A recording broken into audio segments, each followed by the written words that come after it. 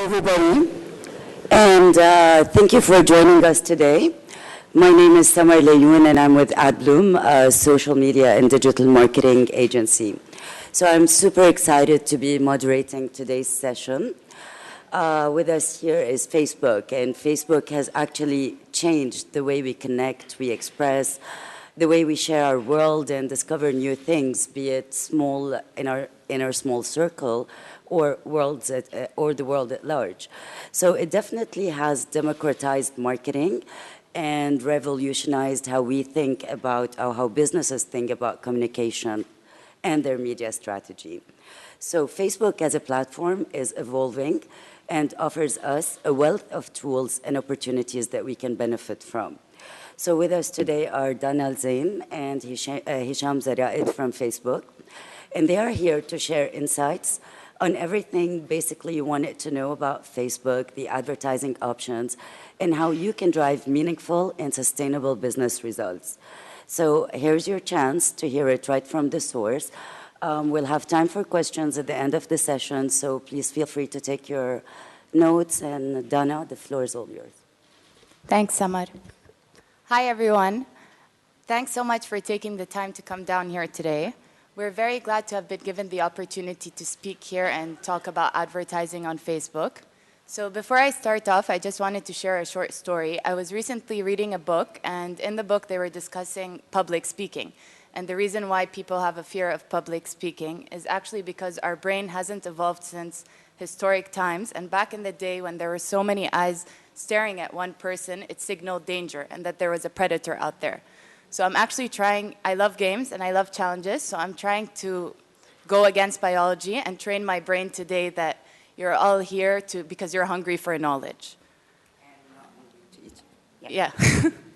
And so my name is Dana, as Samar mentioned, and I work based out of our EMEA headquarters in Dublin. I work with independent and boutique agencies across Middle East Africa, essentially to help them make the most out of Facebook. And joining me as well is Hisham, my colleague. So yeah, I've been with Facebook for about 5 years now, and I'm a service delivery manager. My role is to make sure that the client services team that we have is able to support the growing number of advertisers we have in Europe, Middle East, and Africa. And I'm also very excited to be back to Beirut, the source. So as you probably saw in our title slide, the reason why we're here today is to help you understand how you can make the most out of marketing on Facebook and how you can use all of the different tools and solutions which we offer to essentially grow your business and allow Facebook to impact your bottom line. But before we get into the nitty-gritty details, we just wanted to take a step back and look at Facebook as a whole and as a company and where we've come from. Since we launched in 2004, our mission hasn't changed. It's been to make the world more open and connected. And the way we see it is the more users we have, the more open and connected the world is, and the easier it is for you as advertisers to reach the people who matter to you every day, wherever in the world they may be. So actually, I just want to do a quick pulse check and see how many of the people in the audience here today are agencies. Can you raise your hands? Few. Okay, and then real estate, automotive. Well, actually, I hope this session will be valuable for a lot of different industries, and it's applicable across all. How many users do you think we at Facebook have on a global level? 1.4 billion? So it's actually correct, 1.4 billion. Over half of the people who are connected to the internet are on Facebook today. So what you're seeing here is two parts. On the right-hand side, it's how many people we have on our platform logging in every single month. And on the left-hand side, it's how many people we have logging in via mobile. Sorry, logging in every single day. The green bubbles represent mobile, and the blue bubbles represent desktop. This slide hasn't been officially updated yet, but we already publicly announced that this back in August, that we now have over 1 billion users logging into Facebook every single day. So think about that for a second. It's massive. 1 billion users on our platform. That's 1 in 7 people on Earth. And what's even more interesting here is the fact that, if you notice, the gap between mobile and desktop is quickly closing. So out of that number, we have over 80% of the people logging in via mobile. So again, another pulse check. How many of you here today have a Facebook account? Raise your hands, please. And how many of you log in via your mobile. Great. So actually, people tend to think that MENA is immune to the global trend, but actually we're on par with the global trend. So as you can see here, we have over 50 million people across the MENA region logging in every day, and over 80% of these people are logging in via mobile. So as this gap closes, where mobile media is growing exponentially, it's crucial that brands invest in the platform because this is where people are most engaged. So Facebook is a channel for brands to reach their customers via mobile. And so what we did is we took a look at time spent on mobile, and we deep dived into the mobile landscape itself. And actually what's interesting is when we looked, a third-party study looked at where people are spending time within the mobile itself and which platforms. And actually Facebook and Instagram, time spent within the apps surpasses all of these platforms combined. So 1 in 4 mobile minutes are spent either on Facebook or Instagram. And as advertisers, we always want to reach our clients where they're most engaged. And where people are most engaged within Facebook specifically is on the feed. So what you're seeing here is actually just a simulation of the different types of content that people tend to engage with and share. Essentially, 50% of time spent is within the news feed, and I'm sure you're all users of Facebook, so you know the behavior itself. The way it works is every time a user logs onto Facebook, we have the capability to show them up to 1,500 stories. Now imagine how terrible that experience would be if every time someone logged on, they were pushed, all this content was pushed out at them. So essentially what happens is we show them around 10% of those stories, which amounts to 150 stories, and that's based on the content that's most relevant to them. So you might notice that it generally tends to be the updates from your closest friends, your family, and the brands that you engage with the most.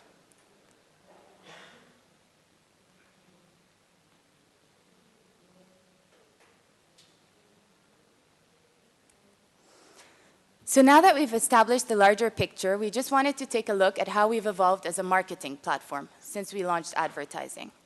When we first launched Facebook ads, becoming a fan was essentially our primary offering, and that was the only thing we had to offer advertisers. So from a marketer's perspective, to measure the effectiveness of their campaigns, the KPIs that marketers had were essentially 3 things: likes, sentiments, and number of fans, and that was it.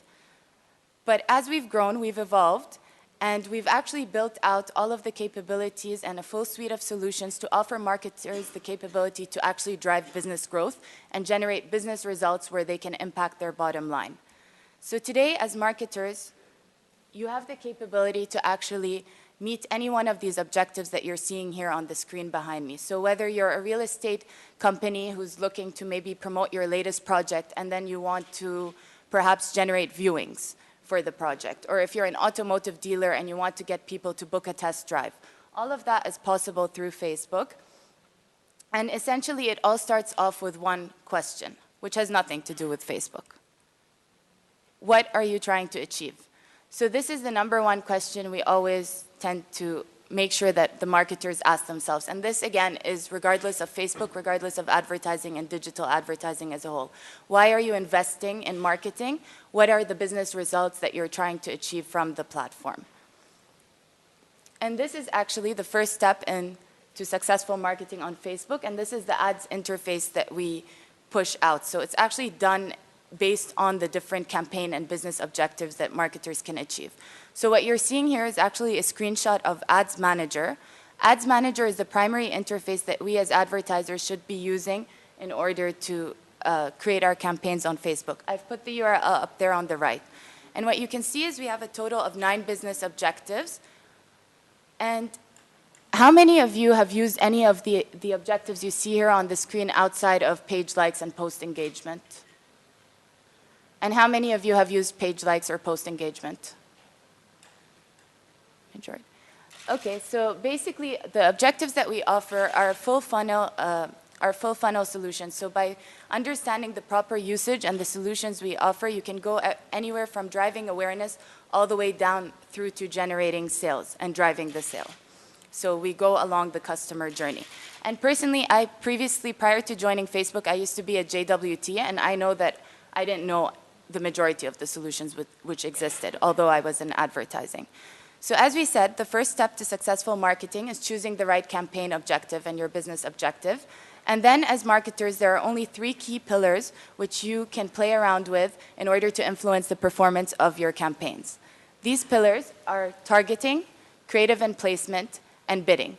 And we're actually going to be running through the best practices and solutions we offer within Reach to help you make the most out of Facebook and drive the business results. I'm going to hand the floor now to Hisham, who's going to walk you through our first pillar, targeting.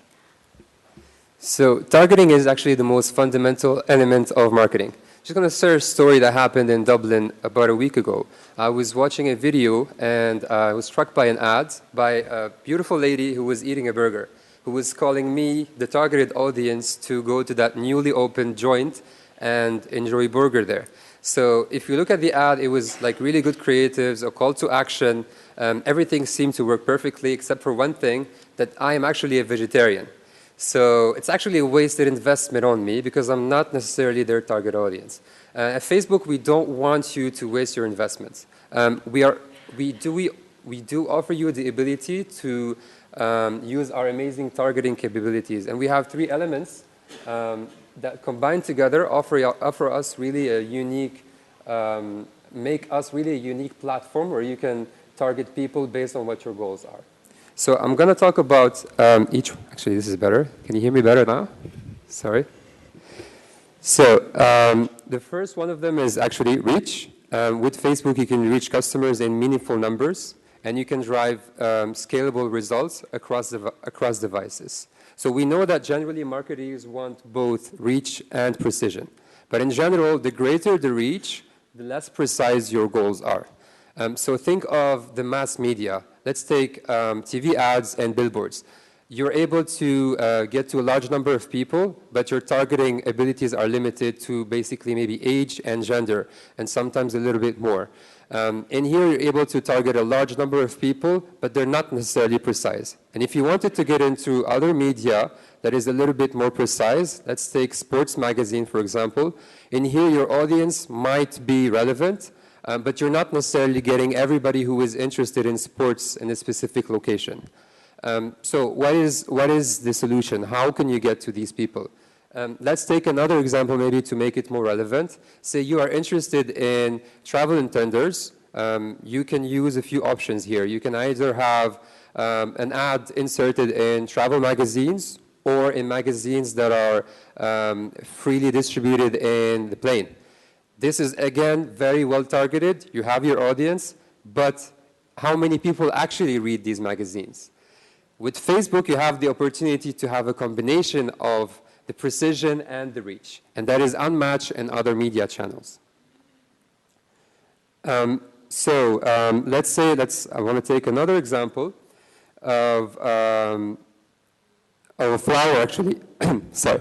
If you are selling flowers online with Facebook, you're able to reach people who are, let's say, if you know that your target audience is mothers, then you're able to reach all the mothers who are in Lebanon, or all the mothers who are interested in gardening in Lebanon in specific locations. So you have a wide range of opportunities that you can select with us when you do your targeting. So people use Facebook across multiple devices. As you can see here, we have an explosive and growing number of people who are using it on mobile. With Facebook, we're able to give you the opportunity to target people even when they're using their mobile phones, which is important here given the big number we have there. 10 to 15 times people use Facebook on their mobile.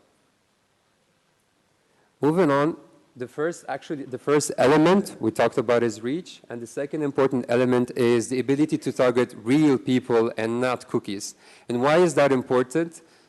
I have a problem with cookies. First, it actually affects my diet because I've been working a lot on that. I really like cookies and crap. The second problem I have with cookies is the fact that we're not able to track real people with cookies. So you're able to track browsers, you're not able to track people across devices. So if you're sharing your computer with your mom and the cookie is there, it selects you. Whenever an ad is delivered, if an ad is delivered and somebody else is using your computer, then an ad might be delivered to your mom even though you are the target audience there.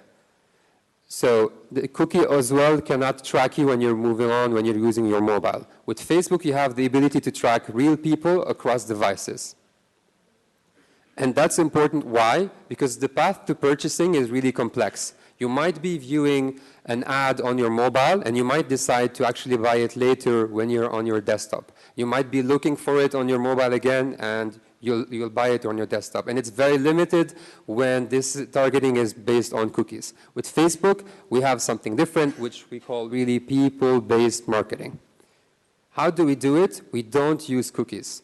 The way you do it is you log on to Facebook using your real identity, and we're able to track your details, whether you're on your mobile and whether you're on your desktop. And we give you the ability, again, to target people if they're on their mobile and if they're on their desktop, which is something that is unparalleled and you won't find in other media channels.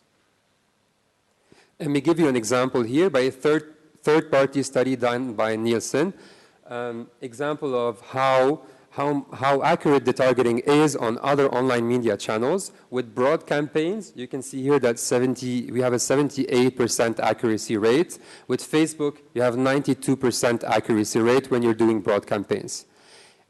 It gets even more interesting when it's more targeted campaigns.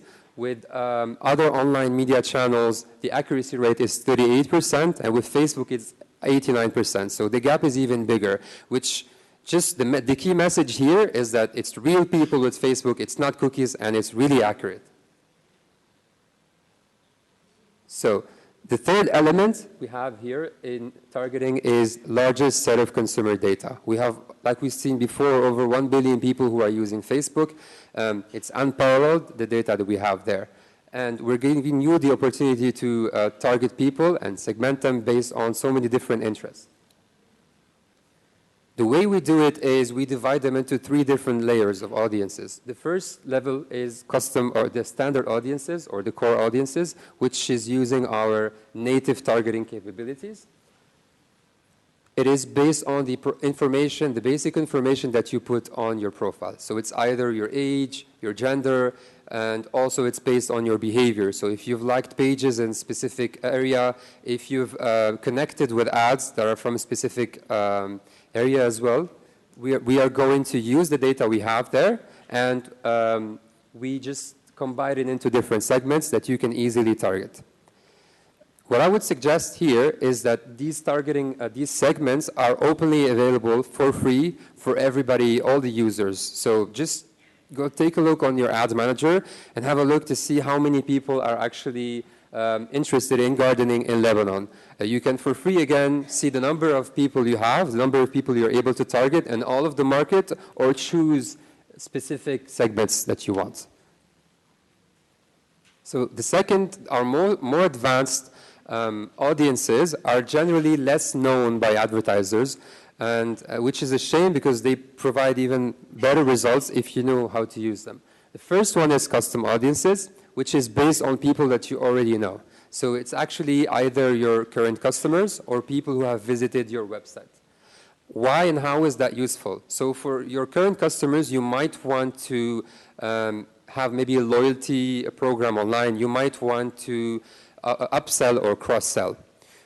For the people who have visited your website, whenever they visit your website, you can find them again on Facebook and retarget them, and you market them. And I believe maybe you probably have a session on that after us, if I'm not mistaken. So how does it work exactly? For custom audiences, all you need to do is upload a list of the emails that you have of your customers, or user IDs, or phone numbers. And what we will do is we'll try to match them and find them on Facebook. What you can do here, again, is also maybe segment and find and only put in the high-value customers that you have, the people who bought maybe the most expensive products that you offer. When you have this list, you just input it into the ads manager, and then we will find these people on Facebook. We generally have an 80% accuracy rate. So if you input 10,000 people who are your customers, we'll generally be able to find 8,000 on Facebook. The second level we have here is what we call the website custom audience, like I said before. This is to retarget the people who have actually visited your website and find them directly on their news feed, maybe to give them a targeted message, to give them maybe a discount because you know that they're interested in a specific product if they visited this specific section of your website. Moving on to the most advanced targeting capability we have, which is the lookalike audience. And for me, this is really where the magic happens. The way this works is you just give us a custom audience or a website custom audience, and within our machine learning and our complex algorithm, we are able to actually find people who look like them.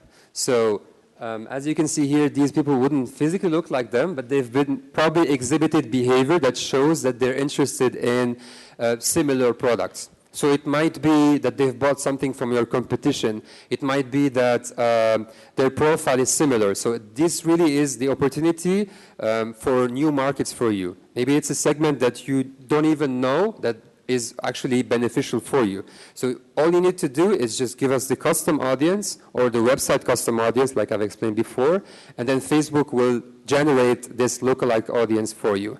And again, the best practice is actually just by testing and retesting. This is also for free. You have the ability to do it and see if it works for you. So just a checklist, just to make sure that we're all on board. The most important thing in the beginning is to know what your objective is, what your marketing goal is. The second goal is to really choose the audiences and then become familiar with our most advanced targeting solutions. We know that it might maybe take a while in the beginning for you to get comfortable with it, but it's really an investment in the long term. And if I might add, a lot of the online in online industry, a lot of these tools that we talk about might be, a lot of the knowledge that you're going to gain might be transferable. So it's very useful for you to get equipped with them. Now I'm going to pass it on to Dana to talk about creative. Thanks, Hisham. How's everyone doing by now? I hope that this has been interesting so far. And before we actually get into creative and placement best practices and solutions, I just wanted to really emphasize one key thing around creative and placement. So actually, as Hisham was saying earlier, targeting is crucial on Facebook to successful performance. And creative and targeting work in tandem with each other. So you could have very good targeting, but if you don't have the right creative and the right message, then it's not going to make an impact. The reverse is also true. So you might have really, really great creative, but if you're targeting the wrong people, like in the case of Hisham being a vegetarian, being targeted by a burger ad, it's also not going to drive impact. So that really is the beauty of our platform. It's the ability to target people based on psychographics rather than demographics and match it with creative. So when it comes to, I'm going to kick off with placements because essentially it's the easiest thing. There's only 3 placements where your ads can ever appear on Facebook, and that's our feed on desktop, the feed on mobile, the feed on mobile, and the right-hand side. And as we mentioned earlier, the feed is the place where people tend to engage with the most. So I'm going to dig a little deeper into the feed itself and the behavior on the feed. So you all use Facebook, and you all probably scroll through content every single day. Now, understanding the behavior of the user is really crucial when you're developing your campaigns on Facebook, because just by putting yourself in their shoes, you're going to realize a very important message, that we as advertisers, when we're running campaigns on Facebook, you're not competing against your direct or indirect competitors. You're actually competing against the stories that these people care about the most, and those are the updates from their friends and family. So how can you make your message, which is getting placed in between these stories, more important than, in this case, Tom's best friend or his girlfriend's new puppy? So this is the key. You need to think about where your message is really being placed. And I'm going to take a quick trip down memory lane, again, to understand the context of the feed so we can develop the right creative for the feed. Who remembers what Facebook was like 4 years ago? Yeah? All of you? Okay, good. So actually, we're going to show you a simulation. Back in 2011, this is what Facebook looked like. It was a bunch of status updates, you know, the inspirational quote, the angry girlfriend, the makeup, the breakup. It was a mini blog of sorts. In 2015, it's much more visual. We have a lot of images and videos uploaded onto the platform. And actually, based on the rate at which status-based updates, so text-based updates are declining, image is on the rise, I think around 30%, and then video is growing massively, we predict that this is what newsfeed is going to look like in 2018. So a lot of video and a lot of images, visual communication.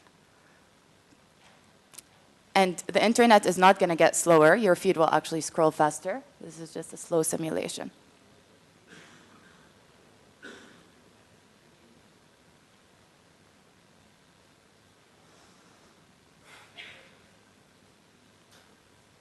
No?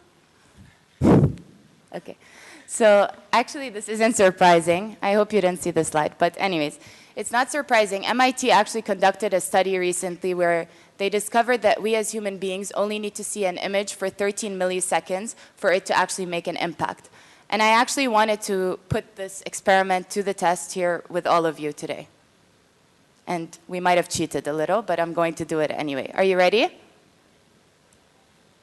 What color was the bus? Exactly. So I didn't mess up my slides. I was just checking that all of you are awake. And for those of you who weren't, you probably were on your phones, which proves my point as well, so it's okay. But imagine I wrote on the slide instead of that image, imagine I actually put up a slide and wrote blue VW camper van with a white roof, a bit out of shape. Do you think any of you would have been able to tell me what it said? No. So we as humans process images 60,000 times faster than words, and this is where we're seeing the big rise in visual communication. And it's no wonder that specifically video is picking up massively on Facebook. So can we have a guess at how many video views happen on our platform every single day? I gave you, you know, like the average number of users now, so any guess? More? So it's actually 4 billion video views on Facebook every single day, which is massive. And it's also normal because that's generally where we tend to discover our content. So I'm just going to give you a gentle, who actually can remember what might have propelled the video growth? 2014 was the year of video on Facebook. Anyone remember what happened in 2014? Exactly. So here's a gentle reminder.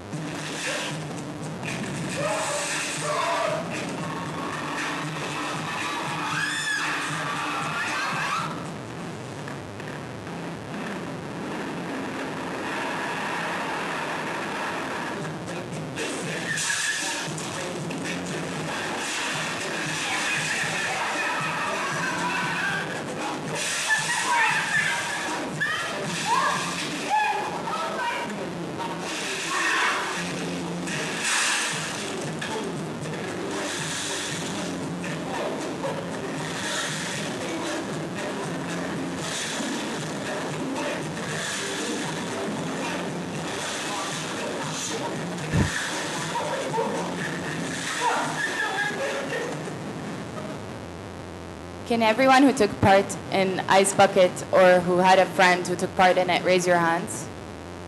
Okay, not bad. So actually, this was the year that video really grew. From 2013 to 2014, we had 75% year-on-year growth. And actually, 75% of our video views are happening on mobile every day. So based on this, I'm going to touch base a little around video best practices before I get more into creative best practices as a whole. The first thing with video on Facebook is enjoy the flexibility. So a video ad on Facebook is not a TV commercial. And actually, your regular TV commercial will not perform well on Facebook. So the traditional storytelling arc of a video of a TV commercial doesn't work. So for one thing, you're not limited to the fixed durations that you are in TV. So you don't need to have the massive budgets. A video on Facebook can be anywhere from 3 seconds up to 40 minutes.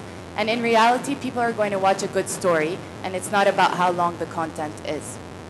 I'm going to share with you a couple of great cases that we've seen on our platform just to help maybe let you guys see the possibilities of video on Facebook and how it's different. So in this case, we have Bex. It's in German. So the point the point here is it was quick, 10 seconds, works on the platform, drove great results. The second message that I want to get across with regards to video best practices is design for sound off. You don't actually need sound in your video ads to make it work on Facebook. And actually, it's very important that you design for sound off, because when people are scrolling through their phone and video autoplays, it autoplays without sound. So the only thing that you have to draw in the users is actually the image, so the visual imagery and the message headline, to get them to click on it and see your sound. So here are other great examples which didn't take so much time to do, but were a great experience on the platform. Did you see the monkey? And then Time magazine's cover. So nobody expects these images to move, and this is why they're great ways that we've seen clients use video on Facebook and hack what they can do in terms of creative on the platform. And these are very short and quick to do. And then finally, you're going to see my favorite, which is an ad, a campaign which was run by Jameson, the whiskey, Irish whiskey. And what they did is they actually hacked the creative unit to result in this. So it appears as a 3D ad. In reality, they just played around with the frames and included some white frames to make it seem as if the shot glass was coming out of the screen. 3 seconds, short form content being looped constantly. This drove amazing results as well for the clients. Now, the second thing with regards to video best practices on Facebook is please, please, please upload natively. So when I say natively, I mean upload your video directly onto Facebook and not via third-party hosted sites. And the reason we say this is simple. It's in your best interest and in the consumer's best interest. This is what happens when the videos are not uploaded directly to Facebook. So the thumbnail image is actually 11 times smaller, and as a result, it doesn't perform as well. So I think that the best way to show this is in action, and we're going to actually show you a side-by-side simulation of what it's like to have a video uploaded onto Facebook versus a video that's not uploaded onto Facebook directly. And also another point with regards to uploading your videos directly on Facebook is you benefit from autoplay, which doesn't exist for third-party features, third-party hosted videos.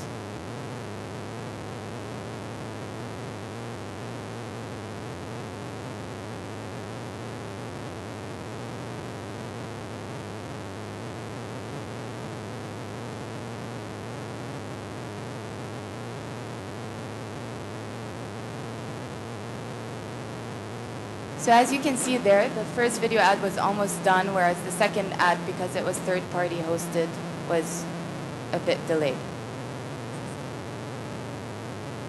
Now, the third thing we've touched, so those were the video best practices, and I'm going to touch base around some of our other creative best practices which some people may not be familiar with. And these are existing features which are on the platform that you can use to your benefit. You may have seen some of them already in your feed. So the first one is we don't only offer the traditional post format that you see. We actually recently, almost a year ago now, launched a new format which is carousel. And carousel is actually a great use case to get more screen space within your ad unit. These are examples of how it works. Initially, we launched carousel for direct response advertisers, so people who wanted to drive sales and showcase a multitude of different products. But actually, it's been interesting because we've seen advertisers use it in different ways. So a lot of branding advertisers are using it to tell a story. So you probably saw the first shot was a panoramic shot split into 5 different parts.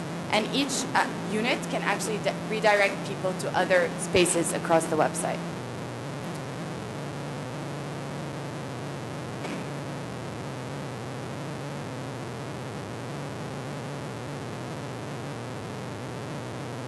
The second feature that we have that not a lot of people use but is in their best interest is call to action buttons.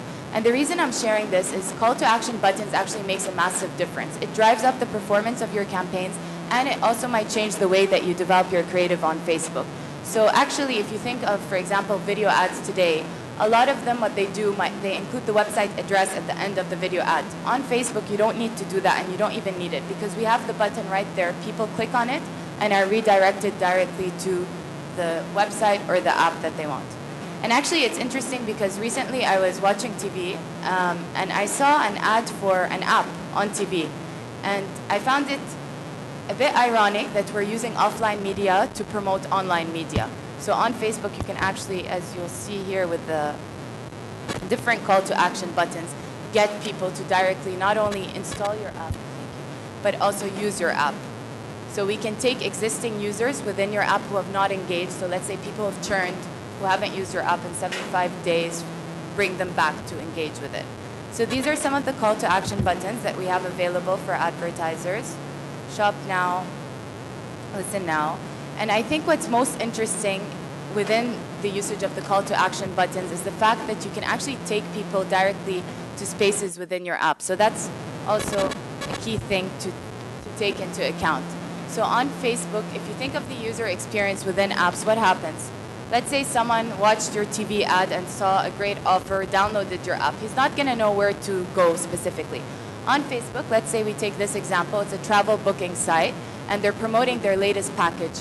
We allow for continuity on marketing. So rather than only get people to download or install your app or even use it again, we can take them directly to that specific offer. So you can take them to the space within the app and creating this continuity in marketing and this seamless user experience. And we also have a tool available for all advertisers within the Ads Manager interface, which we walked through earlier, to help you better understand how the performance of your campaign is doing. This is called Relevance Score, and this is purely, essentially what it is it's a score from 1 to 10. The higher the score, the better your creative. And what it's telling you is how competitive your ad is in comparison to other ads targeting the same audience from a creative perspective. So you can use this to get an indication and adapt your creative accordingly. And this brings me to my last and final point around creative on Facebook specifically, which is relevance is key. I said it at the beginning, and I'm saying it again because I think it's really crucial to emphasize that relevance is the heart of great targeting and great creative on Facebook. So I just want to do another experiment. I love experiments, as you can see. If I asked all of you to share your phone today with the person sitting behind you or sitting next to you and get that person to open up their own Facebook, so you're on someone else's newsfeed, is it going to be relevant? Will it matter? Probably not, unless, for the stalkers and some of us. So relevance is really key, and targeting on Facebook is not a one-size-fits-all approach. So going back to what Hisham touched on earlier, these two women here, for example, might both fit into the same demographics. They're both women, 18 to 34. So demographically, they fit, and they're both potential car buyers. Let's say we have an automotive dealer who wants to target them. Now, what makes them different psychographically and based on their characteristics is they're in different life stages. The woman on the right is a mother, and the woman on the left loves the outdoors.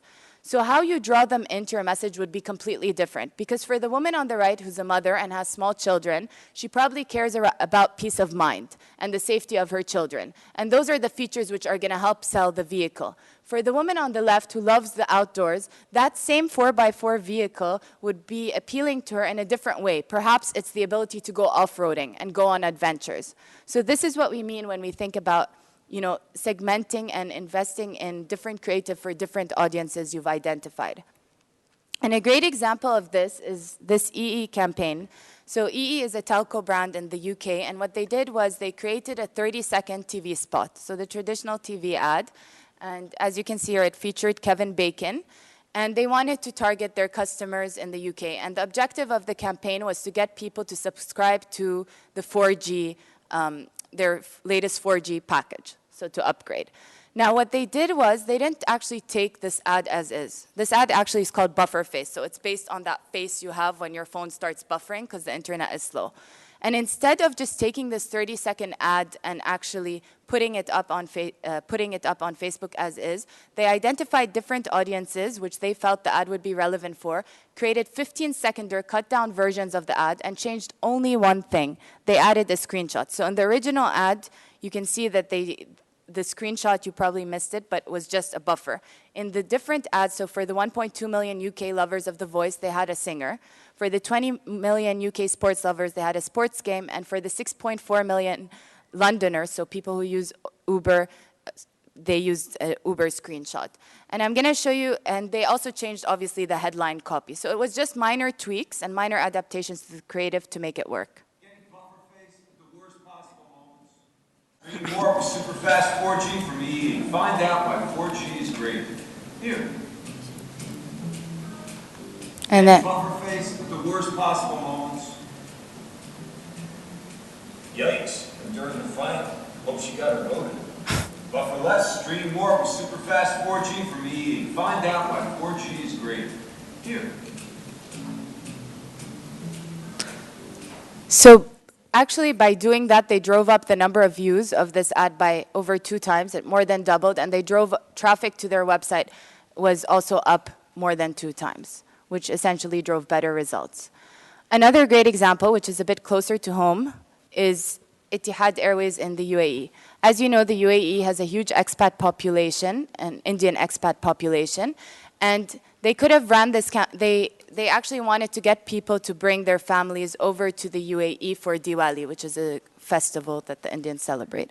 And instead of just, targeting people in the UAE, they actually used our targeting, which is Indian expats, to deliver personalized messages to them. So you can probably see here that the different ads had different messages around, being nostalgic, bring your family over to celebrate. If I wanted to sum it up very, very briefly in 2 points, today this is the canvas that you're designing for. We're living in a mobile-first world. You saw the numbers, the gap is closing, so we need to always take into account that this is what you're designing for, and this is what your objective is. Any idea what this slide and what the intent here is? Like? No, not like. Although we would like people to like it. Actually, we want thumb-stopping content. So think about how you can actually get people to stop scrolling and stop their thumb and pause it on your message. I'm going to hand over now to Hisham, who's going to walk you a little through Instagram and what we're offering today on Instagram, because we know a lot of people here are excited about it. So before I move on, how's it going, guys? We know that this is a lot of information. We're just going to tell you that you're going to be able to find a summary of this presentation later on the website. So we just wanted to walk you through everything we have, all our offerings, the targeting, etc., just for you to get an idea about it. For you to really know more, you definitely need to try it out. So you're going to have useful links at the end of this presentation, and we're going to have a summary, like I said. So moving on to Instagram. By show of hands, how many of you are actually on Instagram? And how many of you joined this year? Yeah. As you can see, we have a growing number of users joining Instagram. That's our mission within Instagram, to capture and share the world's moments. So it's actually a great opportunity for you to engage and show the creativity of your business, because this is where people go to be engaged, people go to get inspired. 50% of the people we follow on Instagram are actually people we don't know. So as opposed to Facebook, where you're connected with your friends and family, you go to Instagram to get inspired, and really this is the opportunity to visually showcase your creativity as a business. So we recently launched advertising on Instagram, as you might know, and we have a few options for you for the advertising there. The first one is to get more video views. This is just an example of a video ad there, and it works exactly like Dana explained before in terms of creativity, in terms of targeting as well. The second set of options you have is really to get more traction to your website. So you can use the call to action button that, again, Dana explained before, to either maybe get people to go to your website or to get people to purchase something on your website. And the second option we have as well here is to get people to install your app. If you're a developer, you can do that straight from the Instagram application. Over here, we have just examples, some best practices from some of the advertisers we have been working with over the last few months of how visually attractive an ad can and should be on Instagram. So here, just 10 examples. As you can see, for example, we have the red car that Dana was talking about before, if you remember it. So it's really just simple. It's creative. It gives the message directly. You see the image, and then you're inspired. Just a small comparison between the philosophy, Facebook's philosophy and Instagram's philosophy. As you can see, they're complementary. With Facebook, we really want to make the world more open and connected, and with Instagram, we want to capture these moments that will help get to this world. So how does this work exactly, practically? I'm just going to show you like similarity or differences between Facebook and Instagram and how the feed is. Like I said, with Facebook, you go in to engage with your friends and family. You're only supposed to add friends and family. You're not supposed to add people you don't know. With Instagram, that's totally the reverse. Or actually, you do connect with some of your friends, but you go there to get new ideas. So that's how the feed looks like with Facebook. And then with Instagram, it's a little bit different. So in here, you have some visually attractive images and videos as well. So moving on, an example of a campaign that was done between Instagram and Facebook. So here we have an example of a cinematograph that Dana was talking about before. In here, you can see the simplicity as well and how creative the advertiser was.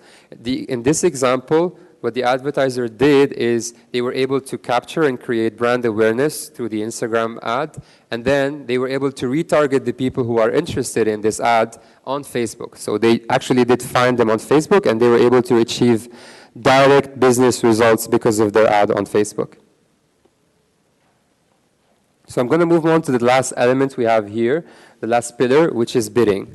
It's probably the one we get most confused questions about because it's very different than, online marketing is very different than marketing you do in traditional means. So the way you pay for it is also very different. So we get questions like, it's all great, but how much does it cost? How much should I pay for this? And the answer here really is, it depends. And when I was in Beirut, my AB teacher taught me to never use these two words unless they are followed by what it depends on. So in here, it really depends on your marketing goal, what your objective is. What do you want to do with us? Do you want to get 1,000 more website visitors, or do you want to get 1 million more website visitors? Because obviously, these two won't cost the same. Do you want to get people to purchase on your website? How many people do you want to get to that level? So all of that really depends on what your goal is. And the key to that, again, is to test and retest.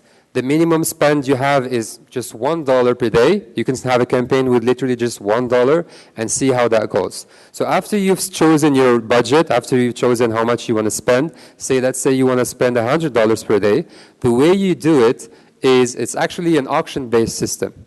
So you need to bid for it. And you have 3 options, 3 ways you can bid. The first one is CPM, so it's cost per mil, and you can use that if you are really into brand awareness. The second one is CPC, which is cost per click, to get more clicks. We only advise people to use these first 2 abilities if they have really narrow audiences, so less than 100,000. And the preferred option for you is really to use OCPM, so it's optimized cost per impression. So it's going to take you maybe a little bit, if you are not aware of these terms, to get accustomed to them. And some of our competitors already use that online, so it's useful for you to, if you want to get there, to start reading more about them. The OCPM option we have is the most advanced option. We here will be able to choose for you what the right option is for your business. So let's say that your goal, your marketing goal, is to get people to your website. Then we will get people who are most likely to visit your website. And we know that because perhaps they visited other websites before, websites that are relevant to you, to your competitors. So if you choose OCPM, you'll have this ability. And just to sum it up, as measurement tools we have on Facebook, we have 2 distinct measurement tools. The first one is the Facebook Pixel. This way, if you install it on your website, you'll be able to know exactly how many people are converting, how many people are coming from Facebook to your website, how many people are buying eventually. And then with SDK, then you're going to have the ability to track how many people are downloading your app, how many people are engaged with your app. So if you're a developer, that's very useful for you as well. Thanks, Hisham. Sure. So again, everything we covered today is very top line. We actually encourage all of you to go through our platform to familiarize yourselves with the different tools. We're going to share some key resources that you can bookmark to learn more around Facebook. But Ideally, the objective for us is hopefully to make sure that everyone here is aware of the full scope of solutions that we offer and how they can make the most out of Facebook to actually grow their business and drive business results rather than, just social results. So we're going to share a few case studies of how that works in reality. So TransferWise is a UK money transfer service company, and what they did was actually they wanted to acquire new customers. So based on the custom audience targeting solution that Hisham walked you through earlier, they took their offline database, put it online, and actually searched for lookalike audiences. And this drove up their acquisition massively. So 80% of their customers actually ended up coming from lookalike targeting. And this resulted in 50% month-on-month growth for the business. The second case study we have here is Sayyidati. So Sayyidati is an online Arabic magazine. Well, now it's online. It used to be offline. Again, they used custom audiences, so when it came to targeting, and they layered that with lookalike audiences to identify readers who would be interested in the content. And this drove up their leads massively by the numbers you see here, drove up their click-through rate, and also reduced their cost because they're actually targeting people who are more likely going to engage with the brand. And then finally, we have Mini Exchange. So Mini Exchange is an online fashion marketplace, and they wanted to reach parents across the Middle East. So they used our conversion tracking pixel to drive results. And actually what they did was also targeting through custom audiences and lookalike audiences where they came up with personalized messages for each audience. And this drove them to have 70% reduction in their cost per lead, and actually 20% of their total revenue today is coming from Facebook. So I hope that this shows the power of our platform. We are going to leave it with this slide, which are some key resources that I think you can bookmark in order to learn more around marketing on Facebook. Facebook Blueprint is where we have our e-learning modules, so everything we've covered today much more in depth. Audience Insights is where you can learn about 3 different types of audiences. Your page audience.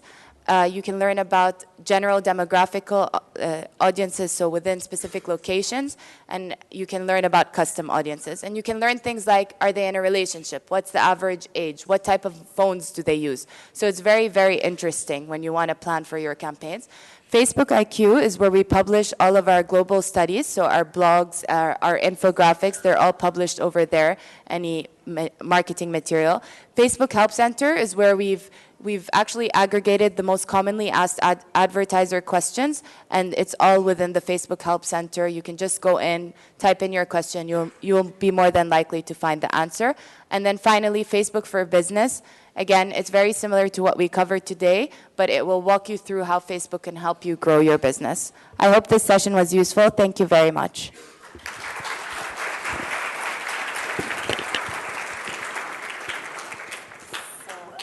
The guys are open for questions. Anybody wants to ask something? Do you have anything in specific you want to ask about? Please. Hello. I can't see you. Yeah, I can't see you. We can't see you. Can you please stand up? Me? Hi. Hi. I work at an agency, and I have an international client, actually, who is asking me to advertise on Facebook without using a page associated with their brand. They want to go incognito, and I've been trying to do that, and I have no idea if it's possible. Is it possible? No, it's not possible to advertise for the page if you're not an admin of the page. Actually, they want to redirect everything to their website. Okay, so yeah, it's possible to enter any website you want to advertise for. You don't need to be even the administrator of that website. Because usually I click on advertise for website or redirect to website, but whenever the ad appears, there has to be like the tiny name up there of the page. Yeah. So actually you can, the only placement that you would have in this case is the right-hand side. And generally newsfeed outperforms right-hand side, but you would be able to run ads driving people to the website. It's only ever going to appear on the right-hand side though. Okay, thank you. Please.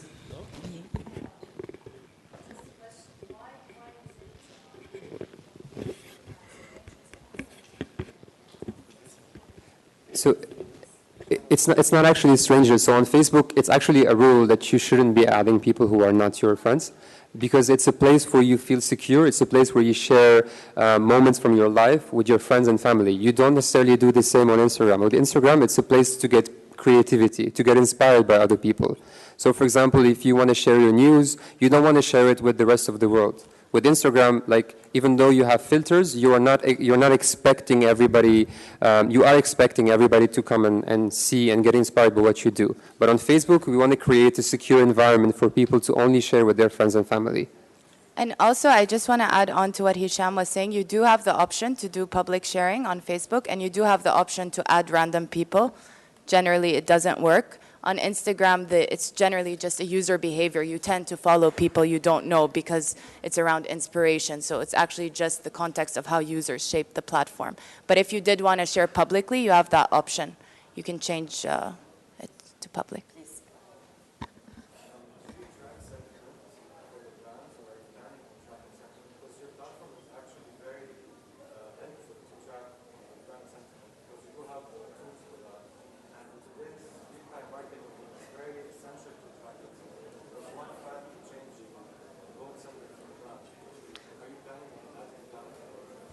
So just for the people who couldn't hear, the question was whether we track sentiment or not on Facebook. And the answer is no, we don't track sentiment, because for us, every brand and advertiser measures their own page, and this would be a page strategy. You probably saw in the presentation, the focus for us has been heavily on getting marketers to drive business growth and solid results.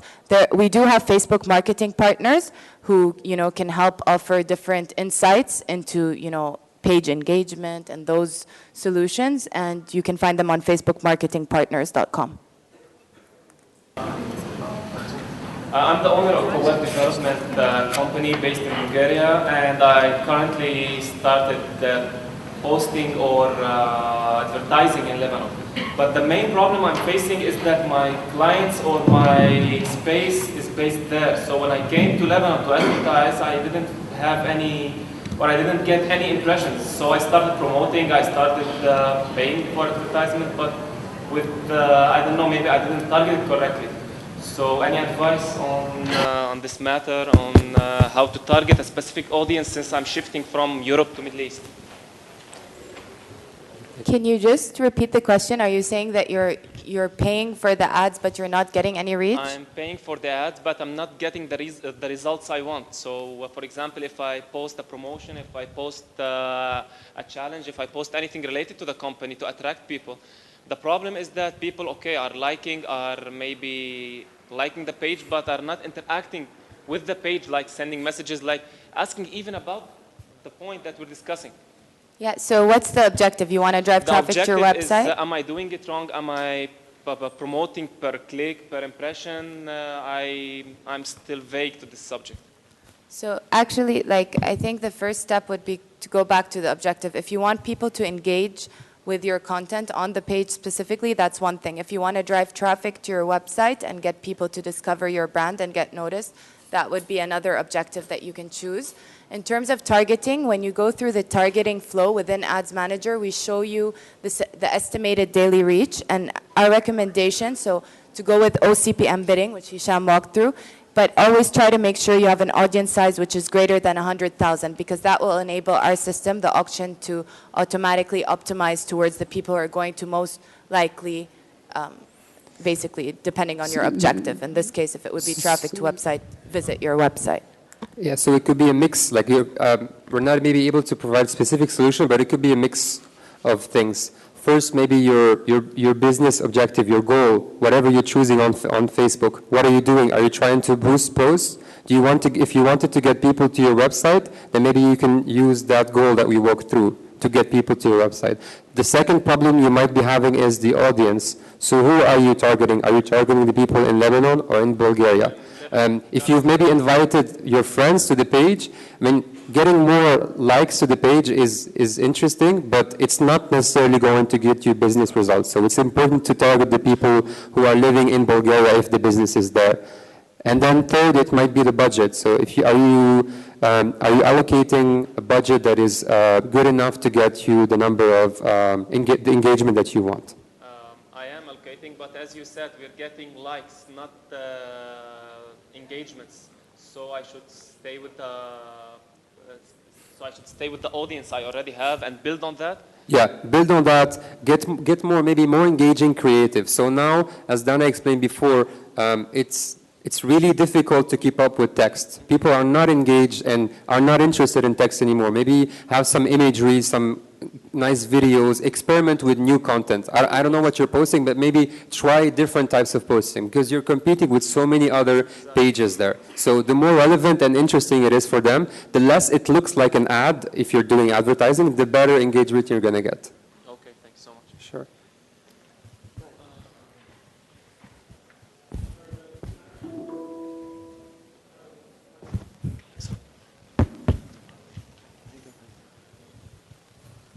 Hello, Sharbil from Plus Holding. I wanted to ask, away from the paid campaigns or anything that's paid marketing on Facebook, what about organically? If we grow our page and our audience, is Facebook going to let us reach our audience organically, or just going to be 3 to 4% maximum reach for our fans? We always get that question. So actually, as I don't know if you remember when I was sharing the simulation of the feed, the number of stories that an average user can see is 1,500 if there was no algorithm in place. And what's happening is the amount of content is increasing massively.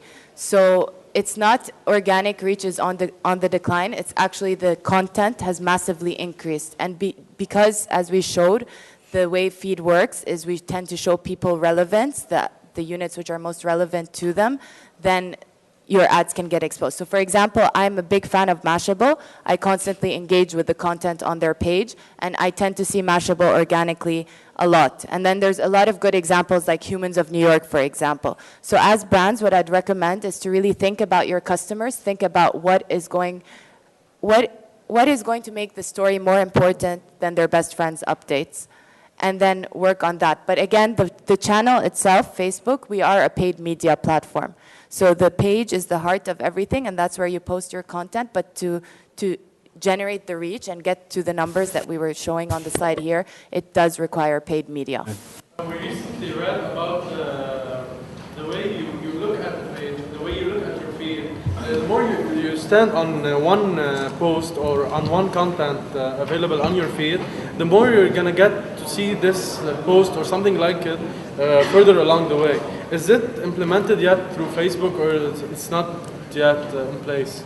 Yeah, that's kind of part of our complex algorithm. So we're not able to disclose exactly what the information are, partly because we're not able to understand how much. We have the best engineers in the world who create that kind of algorithm, and definitely the way you engage with content that you like is definitely an indicator that you need to see more of that.